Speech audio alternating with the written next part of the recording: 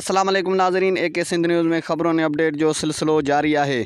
नवाबशाह का ख़बर शामिल कंदा हलूं त नवाबशाह भरिसां UC गिंदतड़ जे समय बरसात ऐं सिमनालनि जा मुतासिर जावेद जमाली, गुलज़मान जमाली, ख़ादिम हुसैन जमाली ऐं ॿियनि जे अॻवाणीअ में 87 मोरी वटि रोड ते एहतिजाजी मुज़ाहिरो कयो। उन मौक़े ते मुतासिरनि मीडिया सां ॻाल्हाईंदे चयो त असांखे हिन वक़्त ताईं न टेंट ॾिनो वियो आहे, न राशन ॾिनो वियो आहे। असांजा बच्चा बुखूं काटनि पिया। असां कंहिंखे दांह ॾियूं? UC चेयरमैन रुगो दिलासा ॾेई रहियो आहे। बरसात मुतासिरनि लाइ आयल राशन पंहिंजे मनपसंद माण्हुनि खे ॾिए थो, असां सां मिलण लाइ तयारु नाहे।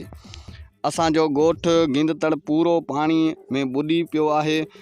पाणी नेकाल न थियण करे असां ॻोठाणा बीमारियुनि में वठिजी विया आहियूं। केरु पाणी नेकाल करण लाइ तयारु नाहे।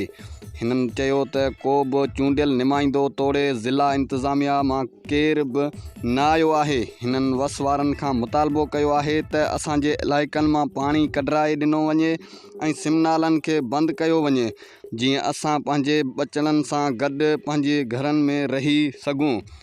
नवाबशाह खां ख़बर शामिल कंदा आहियूं त नवाबशाह मां AK सिंध न्यूज़ जो रिपोर्टर तालिब हुसैन रिंद मुताबिक़ नवाबशाह भर पासे गिंदतड़ जे समय बरसात ऐं सिमनालनि जा मुतासिर जावेद जमाली, गुलज़मान जमाली, ख़ादिम हुसैन जमाली ऐं ॿियनि जे अॻवाणीअ में 87 मोरी वटि एहतिजाजी मुज़ाहिरो कयो। उन मौक़े ते मुतासिरनि मीडिया सां ॻाल्हाईंदे चयो त असांखे हिन वक़्त ताईं न टेंट ॾिनो वियो आहे, न राशन ॾिनो वियो आहे। असांजा बच्चा बुखूं काटनि पिया।